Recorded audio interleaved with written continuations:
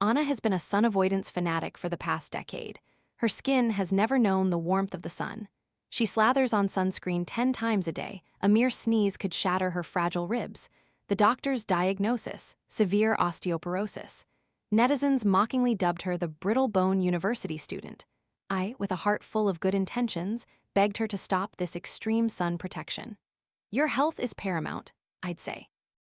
Anna listened, but when the colossal income from her sunscreen endorsements vanished, she turned on me, accusing me of sabotaging her path to riches.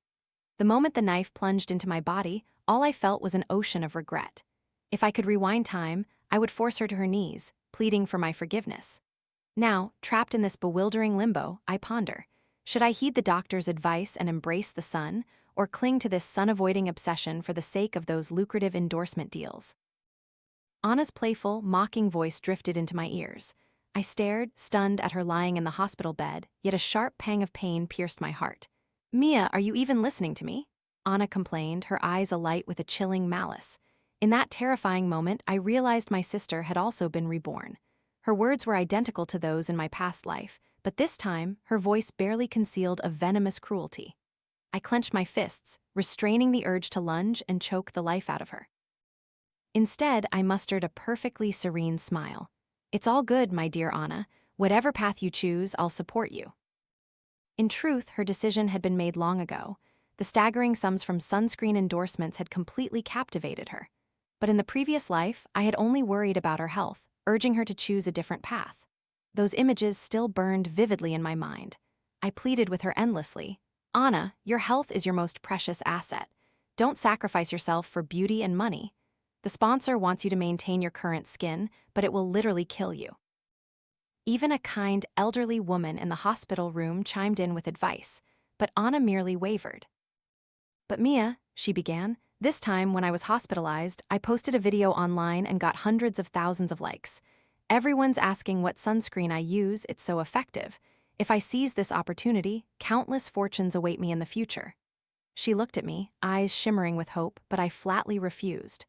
"Anna, if you need money, I can give it to you, but don't ever harm yourself for money." Just then, Mom and Dad entered the hospital room. Since childhood, they had openly favored Anna, treating her like a precious gem. But after hearing my desperate plea and the doctor's grim prognosis, they too vehemently opposed her plan.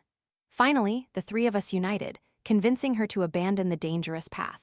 Yet the sponsor simply found another girl equally obsessed with sun protection. They transformed her into a millionaire follower sensation, raking in boundless wealth, a true winner in life. My sister, however, after graduating college, couldn't find a decent job, and she blamed every single failure on me. One fateful night, as I slept, Anna plunged a knife into me, a fatal blow. I still hear her devilish whispers echoing in my ear. "Mia, you're just jealous of me, aren't you? Afraid I'll outshine you?" Her chilling laughter yanked me back to the present. "Don't pretend anymore, Mia. You still want me to give up, don't you? But I won't." Anna, confined to her bed by brittle bones, fixed her gaze on me, her eyes like daggers piercing my very soul. I felt utterly hollow. In my past life, my incessant nagging had led to my death. This time, I vowed not to interfere. Yet, even my silence fueled her endless resentment. My silence only fueled her audacity. "Mia, if you don't want to relive that nightmare, then keep your mouth shut. Even if I die this time, I don't need your concern." I nodded. "You'd best keep your word. Don't come crying and begging for my help."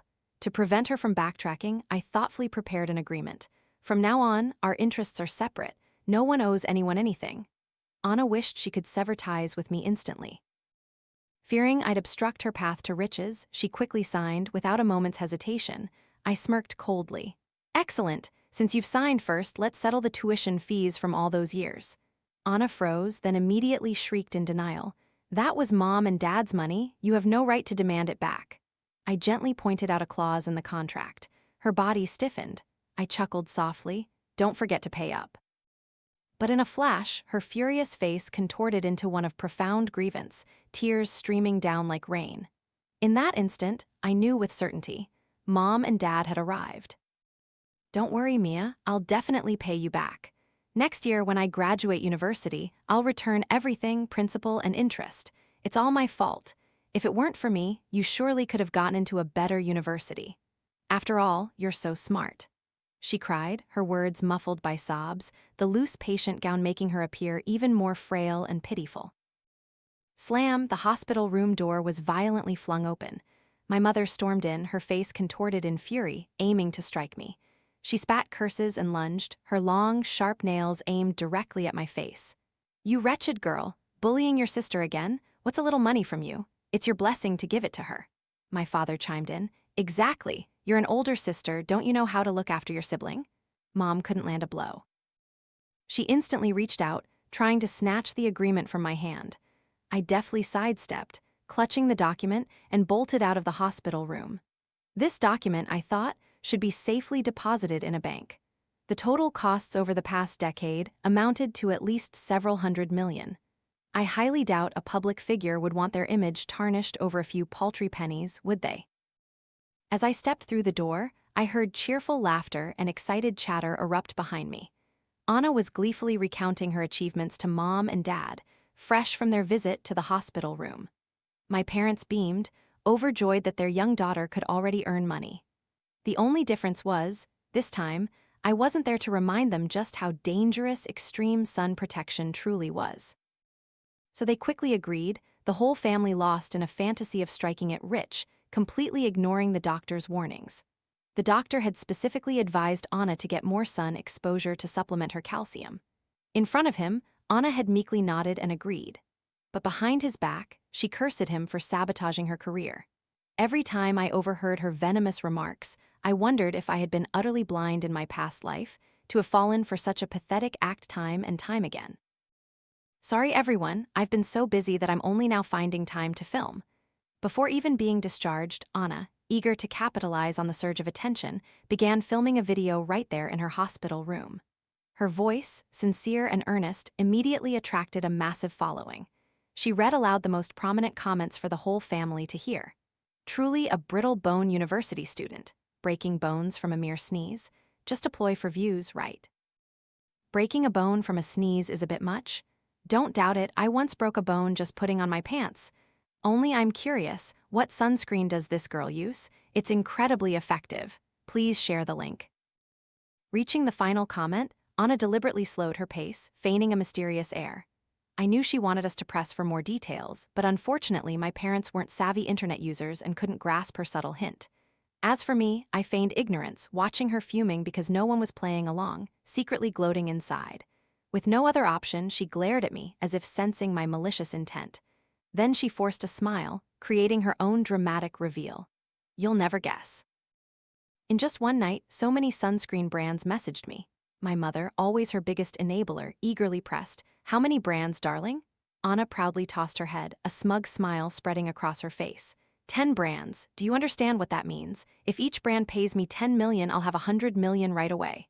Everyone's eyes widened in astonishment, a scene that clearly delighted my sister. I deliberately feigned joy, asking, "That's wonderful. Doesn't Dad have enough money to get his leg treated now?" Years ago, Dad suffered a debilitating injury at a construction site, leaving him with lasting damage. A full recovery required a monumental sum, far beyond the means of an ordinary family, especially with 2 students in the house. Anna's university education was only possible because I dropped out to work and earn money. But the moment those words left my lips, Anna immediately avoided my gaze. I was just kidding. Small influencers like me only get a few 100,000 per ad. Dad still has to rely on you for his treatment. She was still busy making excuses, oblivious to the light slowly dying in Dad's eyes. "See, this is the daughter you spoil the most," I thought, a cold smile playing on my lips. I said nothing more. After all, even a cornered rabbit will bite. In the end, Anna still accepted an advertisement for a sunscreen brand. She couldn't resist bragging to me. "Mia, look at this comment. I just signed a contract with the most prestigious sunscreen brand, Brand A. Are you insane?" As if an afterthought, Anna quickly added, "But unfortunately, their advertising fee is the lowest. Otherwise, you wouldn't need to work 2 jobs to support the family."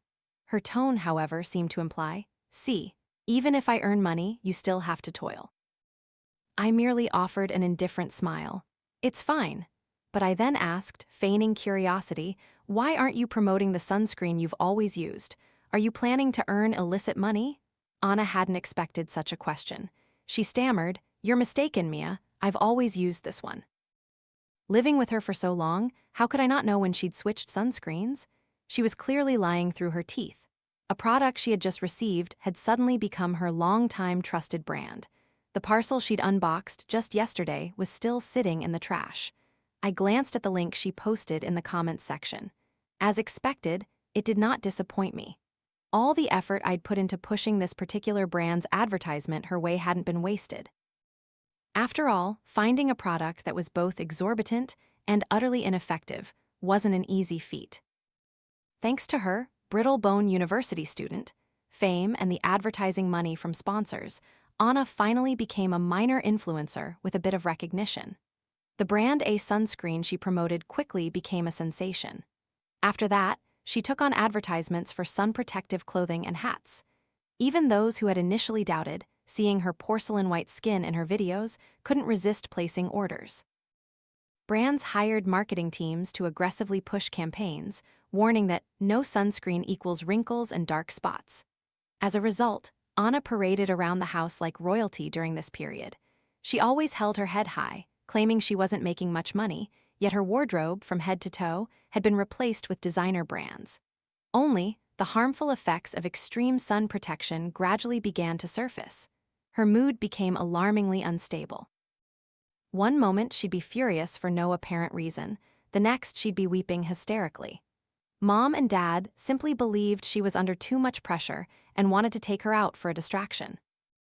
"Get lost, I'm not going. You're deliberately trying to harm me, aren't you? You know I can't be in the sun, yet you invite me out." But before anyone could utter a word, she instantly regretted it, apologizing. "Sorry, Mom, Dad, I'm not well. I can't control myself." Suddenly, she fell silent, sitting motionless on the sofa. If this had been before, I would have rushed her to the hospital without a second thought. But she herself had declared that even if she died, she wouldn't need my concern. So why should I invite trouble upon myself? Now, Anna was a public figure. People recognized her on the street, asking for photos. Mom wanted to take her to the hospital, but she adamantly refused. "No, what if netizens suspect there's a problem with the products? I'm just in a bad mood, it's nothing."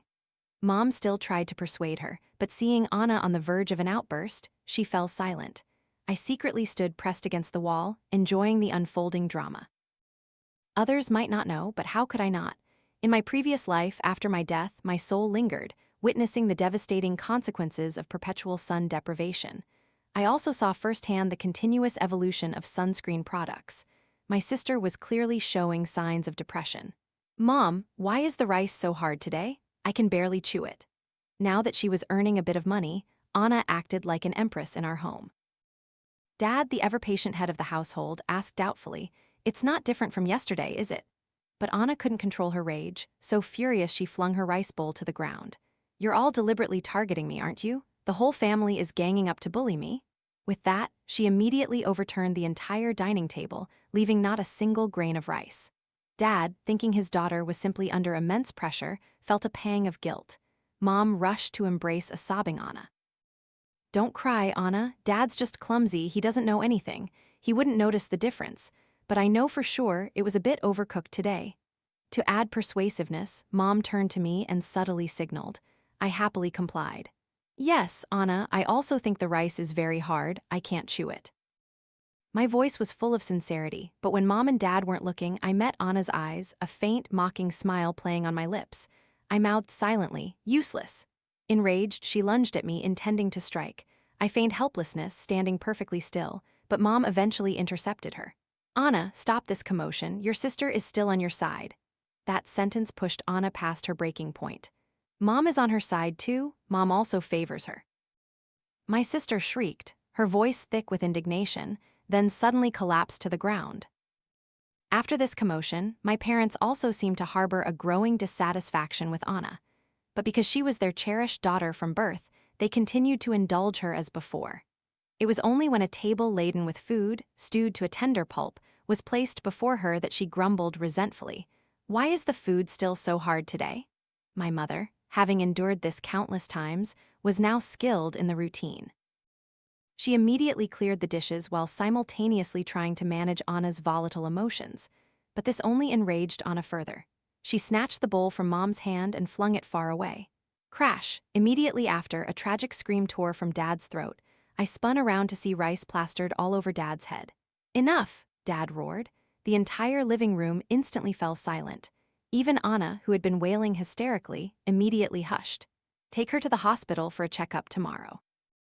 The family's meals are all prepared to her liking, and she's still not satisfied. Diagnosis: osteomalacia and depression. The test results came back swiftly. Osteomalacia, depression. The doctor reiterated his usual advice: she needed sun exposure. Without it, even vitamin D supplements wouldn't be absorbed. My mother was in disbelief. "How can my daughter have depression? My Anna is always so cheerful and lively," the doctor sighed. "No matter how lively she is, after over a decade without sunlight, her biological clock is disrupted, neurotransmitters are imbalanced. Depression is an easy outcome." My mother cried until her eyes were bloodshot, but still wiped away her tears, forcing a smile to care for Anna. She urged Anna to give up this work, but my sister only cared about the money. "Mom, you want to ruin my career too? Are you also on Mia's side?" Fearing she would provoke Anna further, Mom could only remain silent, for Anna was using the threat of death to manipulate them. So Anna continued to accept advertisements, continued to promote various products. But her chewing ability progressively worsened, eventually forcing her to consume only liquid foods. Every day, apart from filming videos and accepting endorsements, she merely lay in bed, struggling to eat. Yet, whenever she saw me, she would arrogantly lift her head.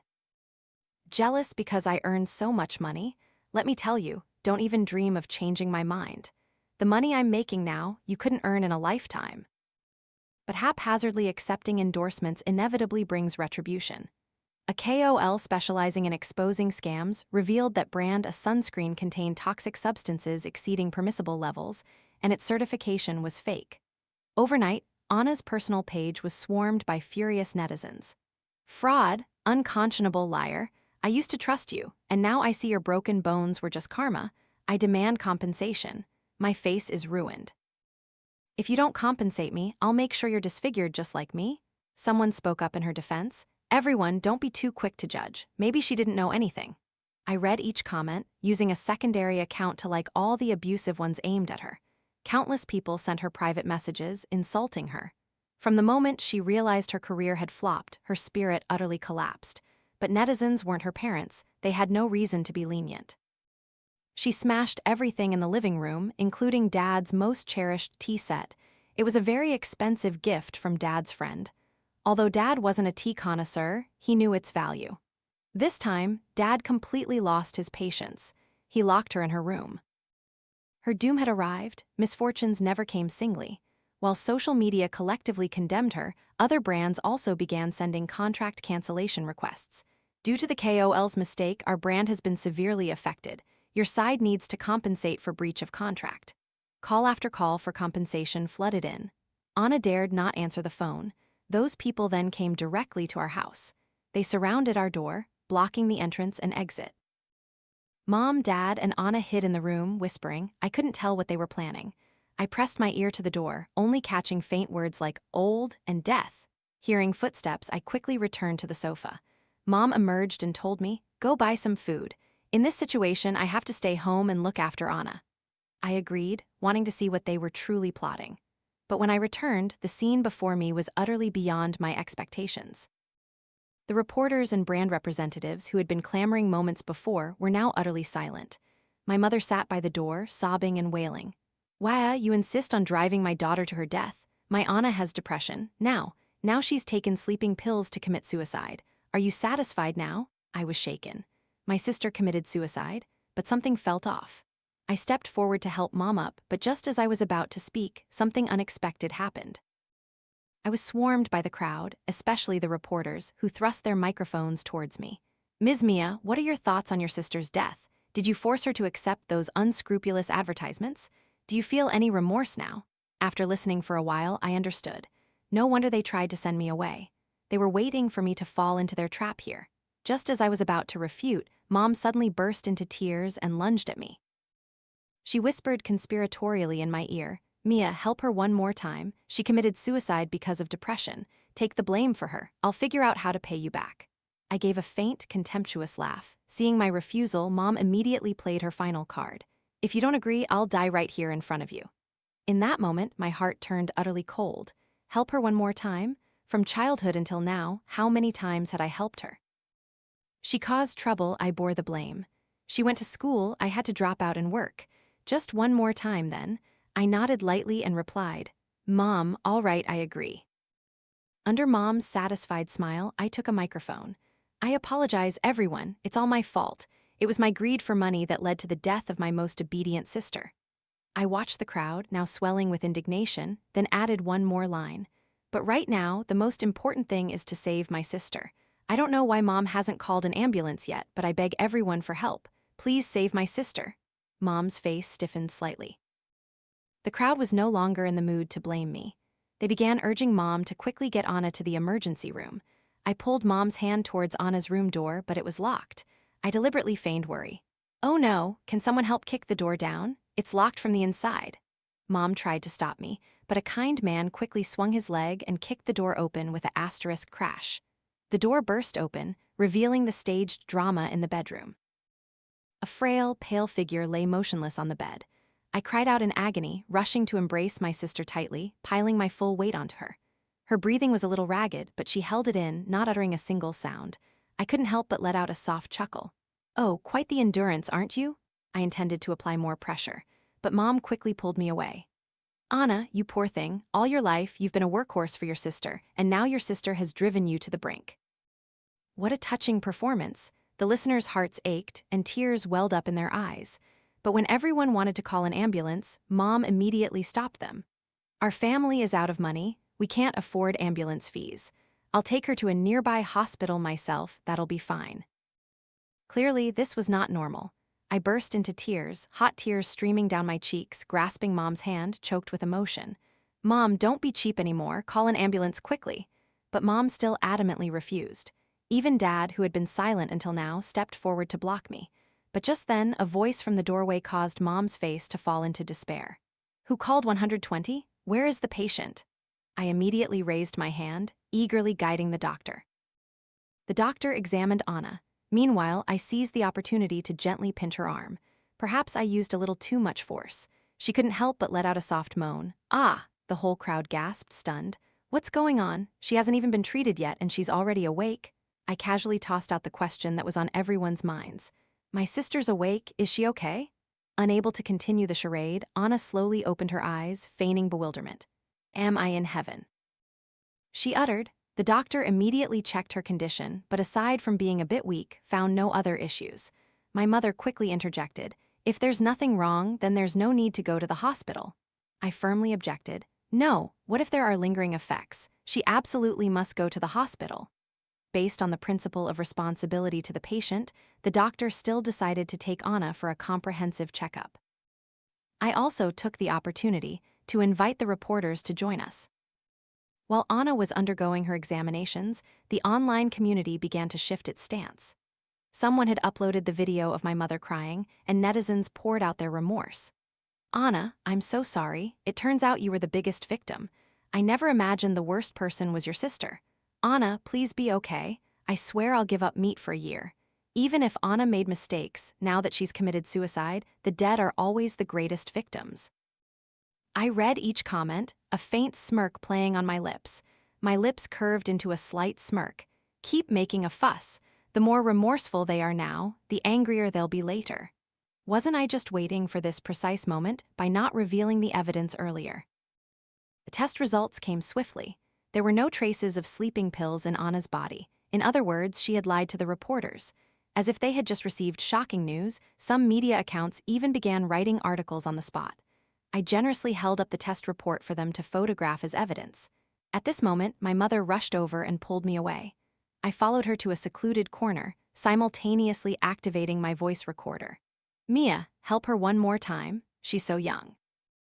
You're her older sister. Can't you just give in a little?" I burst into tears, questioning Mom. "Why, Mom? I'm your daughter too. I just agreed to take the blame for her. Why does it always have to be me this time? From childhood until now, I've always had to bear her sins. My grades were clearly better, yet I had to drop out of school to support her education. She earned dirty money. I advised her, but she wouldn't listen. In the end, she had money but hid it from me, leaving me to work 2 jobs to support the whole family. Did you think I knew nothing? Mom's face was filled with panic. But your sister has depression?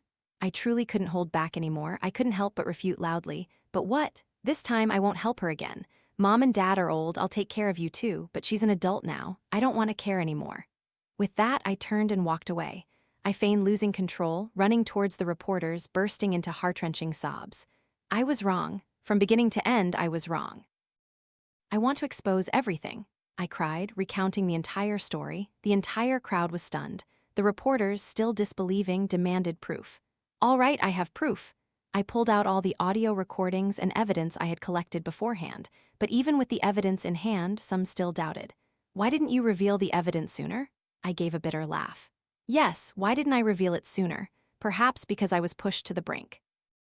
As if remembering something, I continued by playing the recording from outside the room.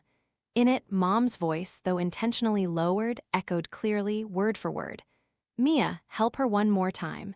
She committed suicide because of depression. Take the blame for her. I'll figure out how to pay you back. If you don't agree, I'll die right here in front of you. My mother immediately realized something was amiss. She lunged, aiming to strike me. I swiftly dodged, hiding behind the reporters. They, in turn, interviewed Mom while filming the entire chaotic scene. Eventually, Mom lost control to the point where she had to be restrained by a doctor. The doctor, sympathizing with my plight, sternly reprimanded Mom, telling her she was wasting medical resources. After Anna emerged from the examination room, she discovered that public opinion online had completely reversed. That damn doctor, I told him I don't need sun exposure. Why does he keep bothering me? She cursed as she advanced towards us, but realized something was off. The eyes of those who had once supported her were now filled with indignation. I kindly reminded her, Anna, check your phone. The comments online are exploding, trying to deceive the whole world. Your sister took the blame, then faked her death again. From what I know, Anna bought plane tickets to go abroad days ago, so she intended to let her older sister take the blame alone. Anna, just you wait, I won't let you off easy. My face is ruined. Do you think just faking your death will solve everything? Provoked by these words, Anna completely lost her mind. She attacked everyone around her, even screaming, What are you laughing at? No matter what, I've made money and you have nothing. You still have to slave away in this house. You reporters asking pointless questions every day. How much money have you even earned? It's just because you haven't worked hard enough. Mom always favored me, so why don't you just kill your eldest daughter now? She was like a mad dog. Even Mom, who came to comfort her, had her arm scratched. But Mom, heartbroken, still tightly embraced her youngest daughter, leading her out of the hospital. As soon as she stepped out of the gate, a group of netizens blocked their path. These people had spontaneously organized to demand justice. They hurled wilted vegetables and rotten eggs at Anna, screaming, Why don't you just kill yourself? Is it fun to deceive everyone? Pay me back. I bought tons of products you advertised, all of them shoddy. My mother frantically hugged Anna close, her heart aching as she looked at her youngest daughter. I, however, coldly observed everything, even quietly stepping back, being careful. A desperate scream pierced the air. I spun around, only to see a masked, hooded figure holding something rushing straight towards Anna. Ah, ah, ah, Anna screamed, clutching her face. On closer inspection, her facial skin had been corroded, but the attacker burst into maniacal laughter. Serves you right. My face was ruined, I lost my job, even my fiancé abandoned me. You must go to hell with me. Security quickly restrained the assailant. The mask was ripped off, revealing a face full of uneven, ugly scars. As for Anna, she was once again taken back to the hospital. The doctor sighed. I'm sorry, but the patient's facial injuries are too severe to recover. They will definitely leave noticeable scars. My mother burst into sobs. She looked at me, her eyes filled with resentment. It's all your fault. I coldly gripped her hand, adding a comment that provoked her even further. My fault? Mom, think about it. Didn't she bring this upon herself? The doctor said to get sun, but she wouldn't listen. You were the one who orchestrated the blame game. As for the acid attack, she simply wasn't quick enough to dodge. Tell me, Mom, is any of this not * her fault? I spoke casually, but my words resonated deeply with my listeners. My mother was still furious with me, but Anna fell into a stunned silence. I feigned anger and walked away, but a smirk played on my lips. It seemed those two were about to tear each other apart. Anna was burdened with colossal debt. Even pouring all her previous savings into it didn't make a dent. Finally, she targeted me. Mia, I was wrong. Please help me just one more time. I really can't pay it back anymore. Please lend me a little, I'll definitely pay you back. I sneered contemptuously.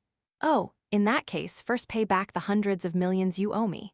She was so angry her eyes rolled back, but touching her facial wounds made her gasp in pain. I deliberately softened my voice. Actually, it's not that I don't want to help you, it's that I really don't have any money. I gave it all to Mom. Didn't you know? Mom and Dad still have quite a bit of retirement money saved up, but why am I even mentioning this? After all, we wouldn't be so unfilial as to touch Mom and Dad's retirement funds, would we? Anna continuously nodded, but her actions were completely contrary. Mom, lend me some money. Anna pitifully pleaded with Mom, but Mom only had a small amount of money left. If I lend you more, our family won't even have rice to eat. But Anna still tried to tempt her. Mom, don't lie to me. I know our family still has money. You definitely have a lot saved up. But Mom adamantly denied. Not a single penny left. I stood outside the hospital room door, unable to suppress a cold laugh. In truth, Mom really didn't have any money left because ever since I was reborn, I had gradually taken it all back. But as long as Anna believed it, that was all that mattered. Suddenly, a crashing sound came from inside the room. I peeked through the crack in the door, only to see the meal flung to the ground. I don't care, I need money. If not, I'll commit suicide. Mom had no other choice but to try and appease her. After Anna was discharged from the hospital, I moved out on my own. I didn't want to be entangled in the conflict between mother and daughter. But even if I didn't look for trouble, trouble found me. That day, after work, just as I got back to my rented apartment, a knife was held to my throat.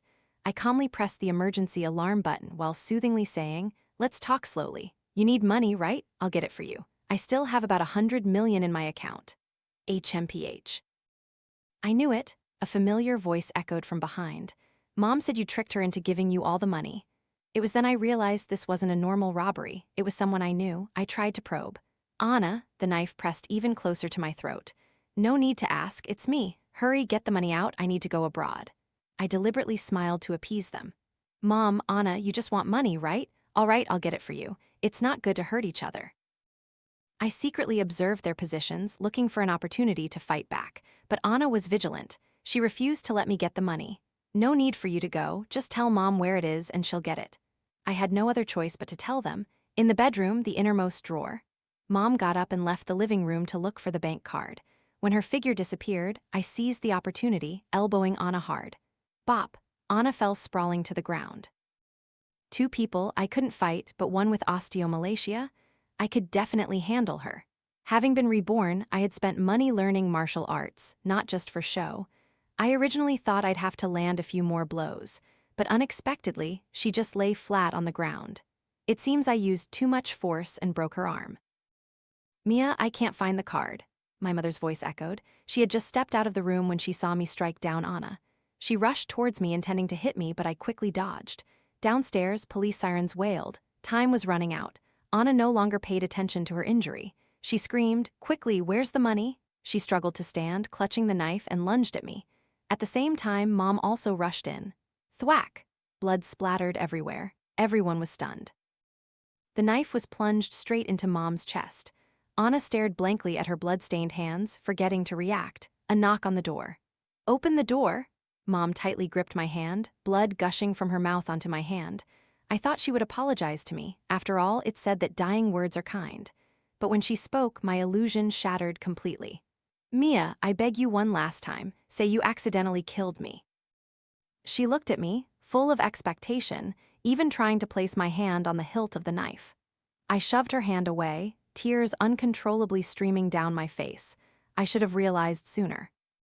Slam, the door was broken down. Police officers entered, stunned by the sight before them. With her last ounce of strength, Mom turned to the police. "She killed me," her finger pointed directly at me. Mom was rushed to the hospital but died before arrival. Anna, meanwhile, seemed to lose her mind, sometimes crying, sometimes laughing foolishly. Dad slowly made his way to the police station but said nothing. He just let out a deep sigh, not blaming me. I knew it was because I was the only one who could support him now. He wouldn't dare offend me. Police interrogated me because of Mom's final accusation. I immediately presented the surveillance video from the living room. I also affirmed that I had never touched the knife. In the end, all evidence proved my innocence. Conversely, Anna was forced to compensate me a colossal sum. It was only then that I discovered she still had real estate in her name. But instead of selling them to pay debts, she had tried to defraud us. These assets were confiscated to compensate me and the brands for breach of contract. Not only did I not lose money, I even made a profit. Mia, are you really not reconsidering? With your current reputation, if you started live streaming sales, you'd surely earn a fortune. We could split the profits. The person on the phone tried to persuade me. I was unfazed, decisively hanging up. At the same time, another call came. Ms. Mia, this is regarding the university you inquired about. That's right. In my previous life, I didn't get to go to university because of Anna. This life, I wanted to make up for everything. Holding the acceptance letter in my hand, I smiled softly. My new life was just beginning.